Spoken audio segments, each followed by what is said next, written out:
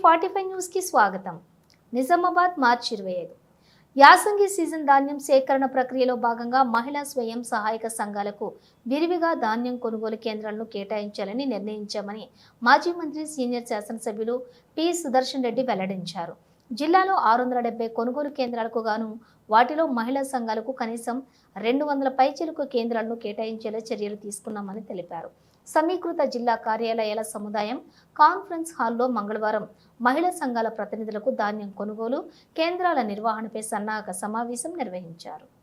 MLA Sudarshan Reddy, collector Rajiv Gandhi Hanumanthu పాల్గొని ధాన్యం సేకరణ కొనుగోలు కేంద్రాల నిర్వహణపై మహిళా సంఘాలకు కీలక సూచనలు చేశారు. మహిళా సాధికారతకు ముఖ్యమంత్రి రేవంత్ రెడ్డి ఎనలేని ప్రాధాన్యత ఇస్తున్నారని ఈ సందర్భంగా ఎమ్మెల్యే గుర్తు చేశారు. ప్రభుత్వ పాఠశాలలు, వసతి గృహాల విద్యార్థులు యూనిఫామ్లు కుట్టే బాధ్యతలను ఇందిరమ్మ మహిళా శక్తి క్యాంటీన్లు, ఆర్టీసీ అద్దె బస్సులు, పెట్రోల్ బ్యాంకులు, సోలార్ విద్యుత్ ఉత్పత్తి యూనిట్లు వంటి సుమారు 14 రకాల పనులను ప్రభుత్వం మహిళలకు కేటాయిస్తూ వారి అభ్యున్నతికి ఇతోధికంగా కృషి చేస్తోందని అన్నారు. ప్రభుత్వ అభిమతానికి అనుగుణంగానే ధాన్యం కొనుగోలు కేంద్రాల నిర్వహణ ద్వారా జిల్లాలోని మహిళా సంఘాలు మరింత ఆర్థిక ప్రగతిని సాధించాలని ఆకాంక్షతో సాధ్యమైనంత మేరకు ఎక్కువ సంఖ్యలో కేంద్రాలను కేటాయించాలని నిర్ణయించామని తెలిపారు.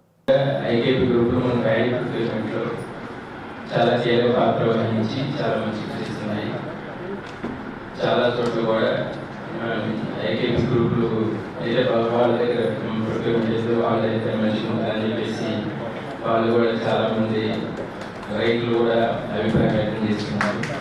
దాన్ని దృష్టిలో పెట్టుకొని ఎక్కువ ఐటీపీ సెంటర్స్ ఇద్దామనే ఉద్దేశంతో మన గౌరవ శాసనసభ్యులు ఈ సమావేశాన్ని ఏర్పాటు చేయడం జరిగింది.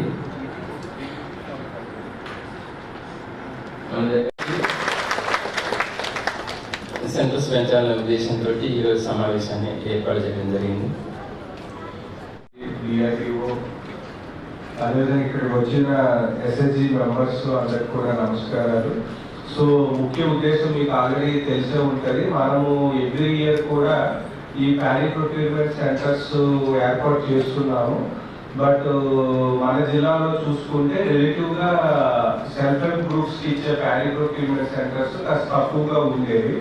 మనము 2 years కొంత పెంచుకుంటూ వస్తున్నాము. ఈ సంవత్సరం అంటే లాస్ట్ సీజన్ కి 50 సెంటర్స్ ఉంటే ఇప్పుడు 110 సెంటర్స్ కి పెంచడం జరిగింది. సో ముఖ్యంగా ఈ సమావేశ ఉద్దేశం ఏమంటే వీటిని ఇంకా పెంచాలి అనే ఉద్దేశంతో ఈ సమావేశం ఏర్పాటు చేసాము. సో ముఖ్యంగా మీ నుంచి ఫీడ్బ్యాక్ తీసుకోవడము, అంటే ఎటువంటి ఇష్యూస్ ఉన్నాయి, అదేవిధంగా గవర్నమెంట్ నుంచి కూడా మీకు ఎటువంటి సపోర్ట్ కావాలి, ఈ ఫీల్డ్లో ఎటువంటి ఇష్యూస్ ఫేస్ చేస్తున్నారు అనేది తెలుసుకోవడానికి సమావేశాన్ని ఏర్పాటు చేయడం జరిగింది. సో ముఖ్యంగా అంటే ఆల్రెడీ మనకి లాస్ట్ సీజన్ లో కూడా సెంటర్స్ నడిపించడం జరిగింది. ఒక 50 సెంటర్స్ సక్సెస్ఫుల్ గా నడిపించారు. సో ఫస్ట్ అంటే ఆ 50 సెంటర్లో ఎవరైతే మీరు ముందు అంటే పార్టిసిపేట్ చేశారో ఇక్కడ వచ్చిన వాళ్ళు ఎవరైనా కొంతమంది మీ ఫీడ్బ్యాక్ ఏం జరిగింది, సో కొంతమంది చాలా సీజన్స్ నుంచి కూడా చేస్తున్నారు కాబట్టి సో ఫస్ట్ మీ సైడ్ నుంచి కొంత ఇన్పుట్స్ ఇస్తే సో ఫర్దర్ గా మనం ప్రొసీడ్ అవుతాం. సో ముఖ్యంగా మీలో కొంతమంది ఎవరైతే ప్రీవియస్ గా చేస్తారో ఫస్ట్ వాళ్ళు మాట్లాడితే సో ఈ సంవత్సరం కొత్తగా వచ్చిన వాళ్ళు, అదే కాకుండా ఇంకా మాకు సెంటర్స్ కావాలి అనే వాళ్ళు కూడా ఉండొచ్చు. సో మీరు మాట్లాడితే బేస్డ్ ఆన్ దట్ మనము డెసిషన్ తీసుకుందాము. సో ముందుగా ఆల్రెడీ ఈ సెంటర్స్ నడిపించిన వాళ్ళు కొంతమంది ఎవరైనా వాలంటీర్ చేస్తే వాళ్ళు ముందుగా మాట్లాడండి. గతంలో అసలు మేము కట్టిన అభయస్థం పైసలు కూడా మాకు తిరిగి రాలేదు. కానీ ఇప్పుడు మేము కట్టకపోయినా కూడా ఇన్సూరెన్స్ కవరేజ్ మాకు లభించింది. ఎందుకంటే ఎవరైనా మహిళ చనిపోయినప్పుడు ఆ సంఘం డిఫాల్ట్ అయ్యేది. ఆ డిఫాల్ట్ అవ్వడం వల్ల ఆ సంఘాలు మొండి సంఘాలుగా తయారయ్యాయి. ఇప్పుడు ఏమవుతుంది, ఒకవేళ మహిళ చనిపోయినా వాళ్ళకి నార్మల్గా చనిపోయినా ఆ లోన్ ఇన్సూరెన్స్ వస్తుంది. 2 లక్షలు ఉంటే 2 లక్షల లోన్ ఇన్సూరెన్స్ కవరేజ్ ఉంటుంది. ఒకవేళ యాక్సిడెంట్లో చనిపోతే 10 లక్షల వరకు ఇన్సూరెన్స్ కవరేజ్ ఉంటుంది. ఇవి ఏంటంటే మనం అసలు ₹1 కూడా కట్టలేదు. మేము కట్టకపోయినా కూడా మాకు ఇది ఒక వరంలా వచ్చింది. మళ్ళీ ఇంకా కుట్టు మిషన్ కాదు, పిల్లలకి బట్టలు కుట్టి ఇంత క్రితం బయట వాళ్ళు కుట్టి సప్లై చేస్తూ ఉండేవారు. ఆ అవకాశం కూడా మాకు మండల సమాఖ్యల ద్వారా ఇచ్చి ప్రతి గ్రామ సంఘానికి కూడా టైలరింగ్ చేసి మన మహిళలే ఉపాధి పొందాలనే ఉద్దేశంతో ఈ కార్యక్రమంలో ముఖ్య ఉద్దేశం ఏమిటంటే 4 సంవత్సరాల నుంచి ప్యాడీ సెంటర్ చేస్తూ ఉన్నాం. మేము చేస్తూ ఉంటే అది నిజంగా మహిళలకి ఇది మొత్తం ప్రభుత్వం ఇచ్చిన గొప్ప వరంగా భావిస్తున్నాం మేము. ఎందుకంటే అసలు ప్యాడీ సెంటర్ కావాలంటే అసలు ఎన్నిసార్లు తిరిగినా కూడా ఆ సెంటర్ మీకు ఇవ్వం, మహిళలు దూరంగానే ఉండాలన్న మాట చెప్తా ఉండేవారు గతంలో. ఇప్పుడు ఈ ప్రభుత్వం వచ్చిన తర్వాత 50 సెంటర్స్ నుంచి 110 సంఘాల వరకు పెరిగినాయి. అంటే ఇది నిజంగా మాకు ప్రభుత్వం ఎంతో గొప్ప అవకాశం ఇచ్చింది. ఈ అవకాశాన్ని మేము ఖచ్చితంగా ఉపయోగించుకుంటామని మీ అందరికీ కూడా చెప్తా ఉన్నాము. మాకు కొన్ని రకాల ఇబ్బందులు మనకు ఒక హోటల్ నుంచి సార్ వాళ్ళు వస్తున్నారంటే మాకు చాలా సంతోషం అనిపిస్తుంది సార్. అక్కడ చాలా మంది నన్ను అన్నారు, సార్ మీ సెంటర్కి సార్ వాళ్ళు విజిట్కి వస్తున్నారు, ఎందుకు ఏముంది అంతగానో విజిట్కి వస్తున్నారు అని అడిగాను సార్. ఏం లేదు, సార్ వాళ్ళు విజిట్ చేసుకొని పోతున్నారు చూస్తున్నారు అని చెప్పేసి నేను సంతోషంగా గర్వంగా చెప్పుకునేసాను సార్. సార్ వాళ్ళు వస్తున్నారంటే మళ్ళీ మా రైతులందరూ కూడా సార్ వాళ్ళకు ప్రాబ్లం ఏమున్నది, ఏం లేదు, ఏం జరుగుతుంది అంటే మళ్ళీ నేను చూపేటప్పుడు కూడా సార్ మనం కాంట పెట్టినప్పుడు ఎక్కడ సంచులు కూడా సార్ నేను సంచులలో కోసి కుట్టేస్తా సార్. కుట్టేస్తే అప్పుడు వేటు లాస్ వస్తే సంచులు మైనస్ చేపించిన రైతుల ముందరనే పెట్టి మేము ట్యాబ్లెట్ చేయడం కానీ మళ్ళీ రైతులు సంచులు ఎక్స్ట్రా పోతున్నాయి ఈ లారీలా ఇన్ని మీ అందరు చెప్తే కిందట్లు ఇన్ని పోతున్నాయి అని చెప్పేసి చూపించి అలా వేసుకుంటాం సార్ మేము. ఐకేపీ మహిళలకు ఏదైతే కొనుగోలు కేంద్రాలు నియర్లీ మన దగ్గర 600 ఉంటే కేవలం 100 ఉన్నాయి కాబట్టి దాన్ని ఇంకా 200 పెంచాలని మరి మహిళా సంఘాలను పెంచి వాళ్ళ అభిప్రాయాలు సేకరించి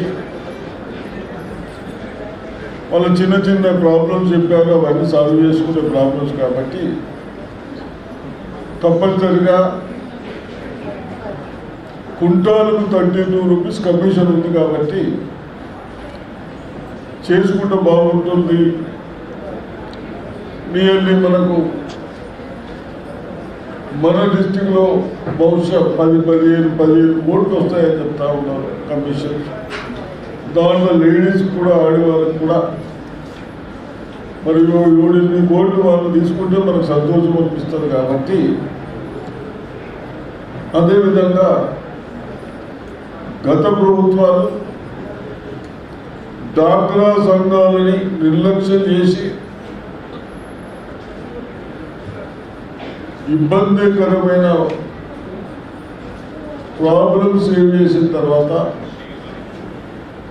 దాన్ని గుర్తించి మన ముఖ్యమంత్రి రేవంత్ రెడ్డి గారు మహిళలని కోటీశ్వరుల లక్షాధిపతుల వారి ఆలోచన, ఆ ఆలోచన భాగంగా మన డిస్టిక్లో 5 కాన్స్టిట్యూన్సీలలో 1460 కోట్లు ఇంట్రెస్ట్ లేకుండా మహిళా సంఘాలకు ఇచ్చి దానికి కావలసిన ఇంట్రెస్ట్ మనం బ్యాంకుకు 5 crores మంత్లీ చెల్లించుకుంటూ మరి మహిళల్ని బాగా చేయాలన్న ఉద్దేశంతో చేపట్టడం జరిగింది. ఐకేపీ కూడా ఇంకా ఇంప్రూవ్ చేయాలి. అదేవిధంగా మన ప్రభుత్వాలు వచ్చిన తర్వాత మన పిల్లలకు స్కూల్ డ్రెస్సులు కానీ వంటలకు కానీ స్కూల్ డ్రెస్సులు కూడా బయట వాళ్ళతో స్టిచ్చింగ్ చేయించకుండా మనమే డ్వాక్రా సంఘాలే స్టిచ్చింగ్ చేసి ఇచ్చే విధంగా తీసుకురా ఉన్నారు. ఈ విధంగా ఏది ఎక్కడైనా నేను కూడా వాళ్ళందరికీ ఒకటి ఆయిల్ కానీ పప్పు దినుసులు కానీ ఇవన్నీ మన ఆరోగ్యం కొరకు పనికొచ్చేటి, మనతో 20 రూపాయలు కొని 60 రూపీస్కి 60 రూపాయలకు ఇస్తారే, అవన్నీ మీరు కూడా చేయగలుగుతారు. అది కూడా చేయాలని ప్రోత్సహించాలని మా అధికారులకు చెప్పడం జరిగింది. తప్పనిసరిగా ఈ విధంగా అన్ని విధాల ఐకేపీ వాళ్ళని ప్రోత్సహించాలనే ఉద్దేశంతో మన అసెంబ్లీ ఉన్నా ఇక్కడ అలాట్ చేసినట్టు వల్ల కష్టమవుతుందన్న ఉద్దేశంతో నేను రావడం జరిగింది. తప్పనిసరిగా మరి ముఖ్యమంత్రి గారేమో చాలా మటుకు డాక్రా మహిళలకు ఇస్తున్నాం అనుకుంటున్నారు. అది లేదు, దాన్ని ఇంకా ప్రోత్సహించాలని కూడా ఆల్ స్టేట్ అధికారులకు నేను రిక్వెస్ట్ చేస్తా ఉన్నాను. ఐకేపీ మన ప్రభుత్వ ఆలోచనని తప్పనిసరిగా మినిమం 50-60% ఏమో వాళ్ళకి ఎక్కడైతే మనం చేయగలుగుతామో అవి చేయాలని నేను విజ్ఞప్తి చేస్తాను. Thank you.